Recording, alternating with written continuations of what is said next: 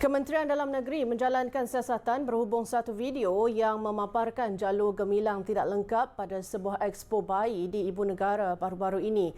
Menteri Dalam Negeri Datuk Seri Saifuddin Nasution Ismail berkata aspek siasatan akan dilaksanakan sama seperti yang dibuat dalam siasatan isu penyiaran ilustrasi jalur gemilang tidak lengkap pada muka hadapan sebuah akhbar. Rakan-rakan media, terima kasih banyak.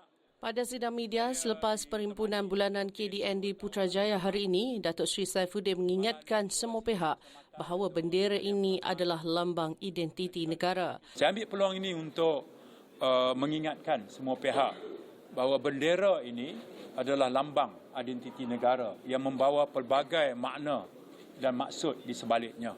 Ya, jadi sebarang bentuk kelalaian, kecuaian, kealpaan yang boleh mengundang rasa resah di kalangan masyarakat sebaik-baiknya dapat dielakkan.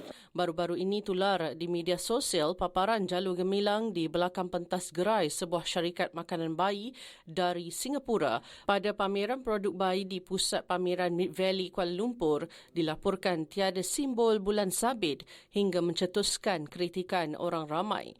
Ini merupakan isu kedua melibatkan bendera selepas akhbar Sinchu Daily menyiarkan ilustrasi jalur gemilang tidak lengkap di muka hadapan akhbar itu sempena liputan lawatan negara Presiden China Xi Jinping ke Malaysia baru-baru ini.